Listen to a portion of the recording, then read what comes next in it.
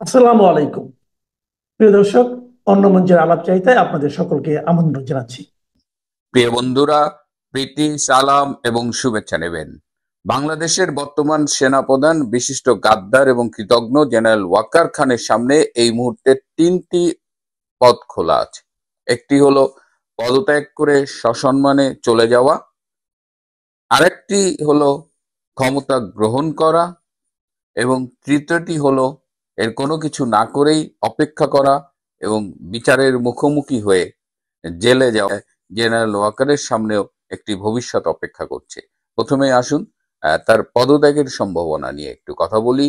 আহ, বেশ কিছু তার সিনিয়র অফিসার তার সাথে মিটিং করেছে, দেখা করেছে, এবং তারা তাকে এই পরামর্শটি দিয়েছে যে স্যার, আপনি যদি এভাবে না চালাতে পারেন, যেভাবে দেশের সমস্যা হচ্ছে, যেভাবে আর্মি ক্ষতিগ্রস্ত হচ্ছে, আপনার উচিত হবে এই মুহূর্তে পদত্যাগ করে জুনিয়র কাউকে দায়িত্ব দিয়ে, যার পরবর্তী যিনি আছেন তাকে দায়িত্ব দিয়ে চলে যাওয়ার।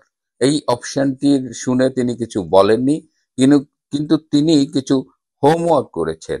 তিনি বিদেশের দু একটা দেশে তার পরিচিতদের কাছে খোঁজ নিয়েছেন যে সেই দেশে যাওয়ার ব্যাপারে কেমন হবে, সেখানে বাড়ি ভাড়া কিরকম, সেখানে মান্থলি লিভিং এক্সপেন্সেস কিরকম। এই খবরগুলো তিনি নিয়েছেন বলে আমি একটি সূত্র থেকে নিশ্চিত হয়েছি। একটি পশ্চিমা বিশ্বে তিনি 5 বছরের মাল্টিপল এন্ট্রির ভিসাও নিয়ে রেখেছেন সপরিবারে। সুতরাং এটা এটা হবে সবচেয়ে সম্মানজনক পরিণতি এবং প্রস্থান। এর বাইরে দ্বিতীয় যে অপশনটি বলেছিলাম, যে তিনি চাইলে সেনাবাহিনী সামরিক শাসন জারি করে কিংবা আর্মি ব্যাক একটা কেয়ারটেকার গভর্নমেন্ট বা কোনো একটা ফর্মে গভর্নমেন্ট তৈরি করার সুযোগ ছিল। কিন্তু জেনারেল ওয়াকার এখন কি চাইলেও সামরিক শাসন জারি করতে পারবেন কিংবা আর্মি ব্যাক একটি সরকার গঠন করতে পারবেন কিনা? আর্মি ব্যাক সরকার গঠনের বিষয়টি এখানে আরো অনেক স্টেক হোল্ডার্স থাকবে, সেটি হয়তো করতে পারেন, কিন্তু তিনি চাইলেই আর ক্ষমতা গ্রহণ করতে পারবেন না। তিনি একটা সময়, এটা সত্যি কথা যে গত বছরের জুলাই আগস্টের যে সামরিক এবং জঙ্গির সম্মিলিত অভ্যুত্থান, সেখানে তিনি একটা সবচাইতে গুরুত্বপূর্ণ ভূমিকা রেখেছিলেন, এবং তার সমর্থন ছাড়া, তার নেতৃত্বাধীন সেনাবাহিনীর সমর্থন ছাড়া ওই জুলাই আগস্টের জঙ্গি অভ্যুত্থানটি সফল হতো না। যাই হোক, পরবর্তীতে তিনি জাতির সামনে ত্রাণকর্তা হিসেবে উপস্থিত হয়েছেন, বলেছেন দেশবাসীর জানমালের আহ, রক্ষার দায়িত্ব তিনি নিলেন, কিন্তু তিনি তেমন কিছুই করেননি। তারপরে তার উপরে একটা আস্থা রেখেছিল দেশের মানুষ এবং বিভিন্ন রাজনৈতিক দল, পক্ষের বিপক্ষের রাজনৈতিক দল। কিন্তু সেই জায়গা থেকে তিনি নিজেকে সরিয়ে নিয়েছেন, পারেননি সেখানে রাখতে। সর্বজন গ্রাহ্য একজন সেনা প্রধানের যে অবস্থান তার ছিল, সেটি এখন নেই। তো যদি আমি উপমা দিয়ে বলি, তাহলে বলা যায় যে একসময় তিনি ড্রাইভিং সিটে ছিলেন ঠিকই, কিন্তু পরবর্তীতে তিনি হেল্পারের জায়গায় চলে আসছেন, এবং যে কোনো সময় তাকে ঘাড় ধাক্কা দিয়ে ওই হেল্পারের ওই বাসের দরজা দিয়ে বাইরে ফেলে দেওয়া হতে পারে। সুতরাং he has lost his position, যে একটা ভালো অবস্থান ছিল সেটা এখন নেই। তৃতীয় অপশন হলো যে, যেহেতু সেনাবাহিনীর একবার বিচার শুরু হয়ে গেছে এবং সেটা মিলিটারি আইনে না হয়ে বেসামরিক আদালতে হচ্ছে, বিশেষ করে আইসিটির মতো একটি অবৈধ আদালতে হচ্ছে, যার যার আদৌ আইনি কোনো এখতিয়ারই নাই এই বিচার কার্যক্রম পরিচালনা করার, কিন্তু তারা গায়ের জোরে অবৈধ অধ্যাদেশ জারি করে এই কাজগুলো করছে। তো সেই তালিকা আরো দীর্ঘ হবে বলেই ধারণা করা হচ্ছে, এবং সেই দীর্ঘতর তালিকার এক সময় জেনারেল ওয়াকার খানের নামও থাকবে। সুতরাং এই তিনটা আহ, সম্ভাব্য পরিণতির দিকে আরো কিছু কথা আছে। যে আমি আগেই বলেছিলাম যে জামাত ইসলামের একটি মিটিং এ তাকে মুনাফেক বলা হয়েছিল।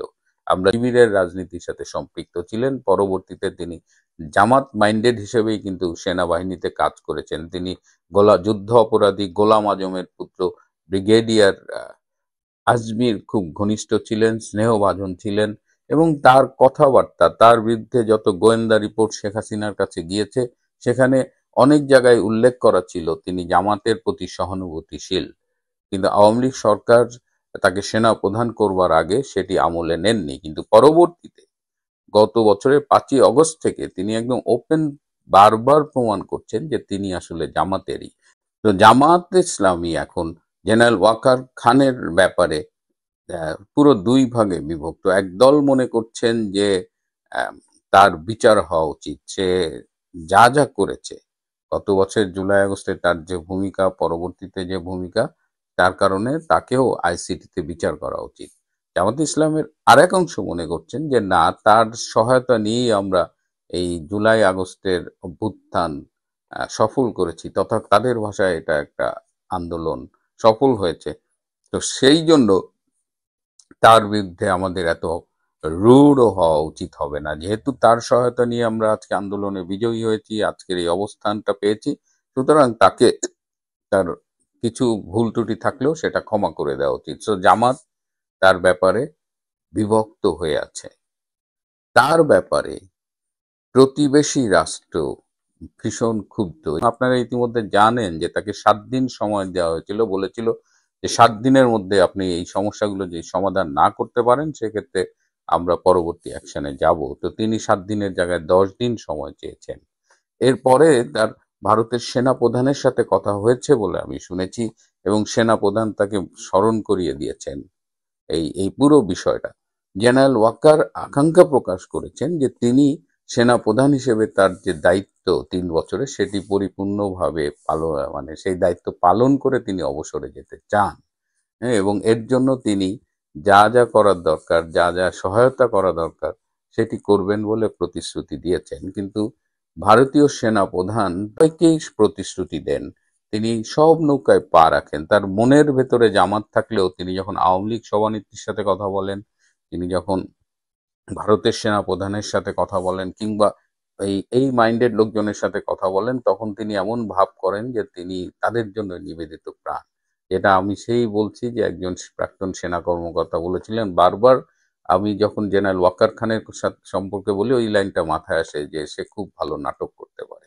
তো জেনারেল ওয়াকার খানের নাটকের এখন আর তেমন দর্শক পাওয়া যাচ্ছে না, সবার কাছে তার চরিত্রটি উন্মোচিত। বরং এখন যদি সে ভারতের দেওয়া তালিকা অনুযায়ী জঙ্গিদের বিরুদ্ধে ব্যবস্থা না নেয়, তাহলে কিন্তু তার বিরুদ্ধে ভারতও সক্রিয় হয়ে যাবে, এবং সে যে জঙ্গিদের বিরুদ্ধে এই 10 দিনের মধ্যে কিছু করতে পারবে, এটা আমি অন্তত বিশ্বাস করি না। যদি সে করে সেটা হবে মিরাকল।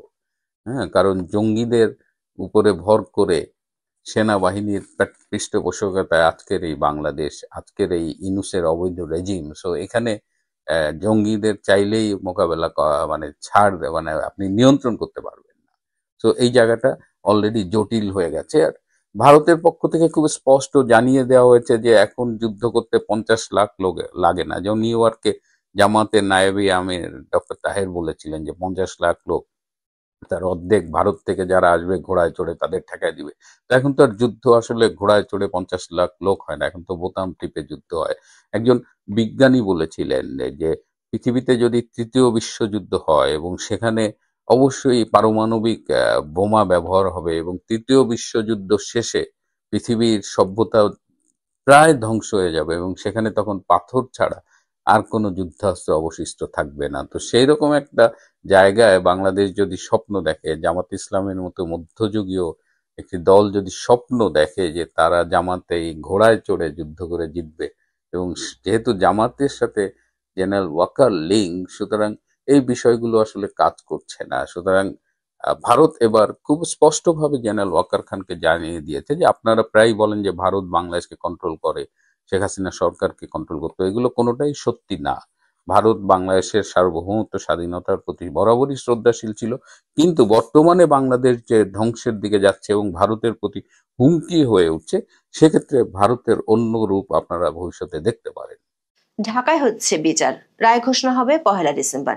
কিন্তু ইস্যুটি ঢাকা থেকে লন্ডন পর্যন্ত কূটনৈতিক ও বিচারিক মহলে কাঁপন ধরিয়ে দিয়েছে। বিষয়টা এমন যেন ঢাকা ক্লাবের প্লট দুর্নীতির ফাইল হঠাৎ করে ওয়েস্টমিনিস্টারের কিচেনে গিয়ে পড়েছে। এই আলোচনার কেন্দ্রে রয়েছেন ব্রিটিশ পার্লামেন্টের সদস্য বা এমপি এবং বাংলাদেশের সাবেক প্রধানমন্ত্রী শেখ হাসিনার ভাগ্নি টিউলিপ সিদ্দিক। তার বিরুদ্ধে বাংলাদেশের রাজুকের প্লট বরাদ্দে দুর্নীতির অভিযোগে মামলা চলছে এবং সবচেয়ে নাটকীয় খবর হলো এই মামলার রায় ঘোষণা হবে আর মাত্র কয়েকদিন পর 1 ডিসেম্বর। ব্রিটিশ দৈনিক দ্য গার্ডিয়ানের শিরোনামে বলা হচ্ছে, যুক্তরাজ্যের সাবেক মন্ত্রী টিউলিপ সিদ্দিকীর বিরুদ্ধে এই বিচারকে পরিকল্পিত ও অন্যায্য বলে নিন্দা জানিয়েছেন ব্রিটেনের শীর্ষস্থানীয় আইনজীবীরা। মজার ব্যাপার হলো, প্রতিবাদ জানানো এই দলে টিউলিপের প্রতিপক্ষ কনজারভেটিভ পার্টির বিচার সচিবও আছেন সাবেক টরি অ্যাটর্নি জেনারেল ডমিনিক গ্রিভ সহ হাই প্রোফাইল বেশ কয়েকজন আইনজীবী। ব্রিটিশ এই আইনজীবী দলটি যুক্তরাজ্যে বাংলাদেশের হাই কমিশনার আবেদ ইসলামকে লেখা চিঠিতে গুরুতর অভিযোগ এনে বলেছেন বাংলাদেশে রাখা হয়েছিল এবং ওই আইনজীবীর মেয়েকে হুমকি দেওয়া হয়েছিল। দর্শক, দ্রুত গতির বিচারিক প্রক্রিয়া, লন্ডনের নামকরা আইনজীবীদের প্রতিবাদ আর টিউলিপের রাজনৈতিক হয়রানির অভিযোগ সব মিলিয়ে ব্যাপারটা বেশ জমজমাট হয়ে উঠেছে। প্রশ্ন হলো, কেন এই রায় এত দ্রুত নেওয়া হচ্ছে? দর্শক, কল্পনা করুন আপনি লন্ডনের সিটি মিনিস্টার, মানে কিছুদিন আগে ব্রিটেনের অ্যান্টি করাপশন বা দুর্নীতি বিরোধী দপ্তরের মন্ত্রী ছিলেন, আর হঠাৎ একদিন শুনলেন সুদূর বাংলাদেশে, যাকে আপনি একটি বিদেশি দেশ মনে করেন, সেখানে আপনার বিরুদ্ধে বিশাল দুর্নীতির মামলার চার্জশিট রেডি। মনে হতে পারে এটি যেন কোনো হলিউড অ্যাকশন মুভির প্লট। টিউলিপ সিদ্দিক এই বিষয়টিকে বলছেন তিনি সেই কাফকাস্ক দুঃস্বপ্নে বা কাফকাস্ক নাইটমেয়ারে আটকে আছেন। টিউলিপ সিদ্দিক ইংল্যান্ডের হ্যাম্পস্টেড অ্যান্ড হাইগেটের নির্বাচিত এমপি, লেবার পার্টির নেত্রী এবং ব্রিটিশ প্রধানমন্ত্রী কিয়ার স্টারমারের ঘনিষ্ঠজন। আর অন্যদিকে তিনি বাংলাদেশের সাবেক প্রধানমন্ত্রী শেখ হাসিনার আপন ভাগ্নি। বাংলাদেশের গণমাধ্যমের খবর হলো, ঢাকার অদূরে পূর্বাচল নতুন শহর প্রকল্পে প্লট বরাদ্দে জালিয়াতির অভিযোগে সাবেক প্রধানমন্ত্রী শেখ হাসিনা, তার বোন শেখ রেহানার মেয়ে ব্রিটিশ এমপি টিউলিপ সিদ্দিক সহ 17 জনের বিরুদ্ধে দুদকের মামলার রায় জানা যাবে আগামী 1 ডিসেম্বর। যুক্তিতর্ক উপস্থাপন শেষে 25 নভেম্বর ঢাকার বিশেষ জজ 4-এর বিচারক রবিউল আলম রায়ের এদিন ধার্য করেন বলে দুদকের আইনজীবী তরিকুল ইসলাম জানিয়েছেন। দর্শক, বাংলাদেশের অন্তর্বর্তী সরকারের টিউলিপের বিরুদ্ধে আনীত অভিযোগটি হলো প্লট দুর্নীতি। বলা হচ্ছে তিনি তার খালা শেখ হাসিনার ক্ষমতা ব্যবহার করে ঢাকা শহরের অভিজাত এলাকা পূর্বাচলে বা কূটনৈতিক অঞ্চলে নিজের মা শেখ রেহানা, ভাই রাদওয়ান মুজিব এবং বোন আজমিনার জন্য সরকারি প্লট বাগিয়ে নিয়েছিলেন। এই মামলায় তিনি সহ 17 জনের বেশি অভিযুক্ত। এই মুহূর্তে বিষয়টি নিয়ে আন্তর্জাতিক মনোযোগের কারণ হলো, এই মামলার রায় দেয়া হচ্ছে 1 ডিসেম্বর, আর টিউলিপ সিদ্দিক এখন লন্ডনে বসে এই বিচারের সম্মুখীন হচ্ছেন, অর্থাৎ তার অনুপস্থিতি বা ইন অ্যাবসেন্সিয়ায় বিচার চলছে। আর বাংলাদেশের প্রসিকিউশন তার জন্য চাইছে সর্বোচ্চ যাবজ্জীবন কারাদণ্ড। টিউলিপ এরই মধ্যে বহুবার ব্রিটিশ ও আন্তর্জাতিক সংবাদ মাধ্যমে এই ধরনের বিচারের প্রতিবাদ জানিয়েছেন, অভিযোগ করেছেন বাংলাদেশের অন্তর্বর্তী সরকারের বিরুদ্ধে। এমনকি গত জুনে যখন অধ্যাপক ইউনূস লন্ডনে গিয়েছিলেন, তখন তার সাথে সাক্ষাৎ করার জন্য চিঠিও দিয়েছিলেন। টিউলিপের দাবি হলো, বাংলাদেশ সরকারের আনা অভিযোগগুলো সম্পূর্ণ অযৌক্তিক এবং তিনি এই মামলার শিকার হয়েছেন কারণ তিনি তার খালা শেখ হাসিনা এবং বর্তমান অন্তর্বর্তীকালীন সরকারের প্রধান উপদেষ্টা অধ্যাপক মোহাম্মদ ইউনূসের দীর্ঘদিনের ব্যক্তিগত দ্বন্দ্বে কোলাটেরাল ড্যামেজ। ব্যাপারটা অনেকটা এমন, দুজনের মারামারিতে বেচারা ভাগ্নের শখের কফির মগটাই ভেঙে গেল। বাংলাদেশের অধ্যাপক ইউনূসের সরকারের আনা মূল অভিযোগটি হলো ক্ষমতার অপব্যবহার। শেখ হাসিনার আমলে টিউলিপ সিদ্দিক নাকি তার প্রভাব খাটিয়ে রাজুকের প্লট নিশ্চিত করেছিলেন। অবশ্য বাংলাদেশে তার রাজনৈতিক সম্পৃক্ততার বিষয়টি অস্বীকার করেছেন টিউলিপ। তিনি দাবি করেছেন তিনি ব্রিটিশ নাগরিক এবং তার আইনজীবীরা বলছেন তার বাংলাদেশি নাগরিকত্বের কাগজপত্র নকল বা জাল হতে পারে।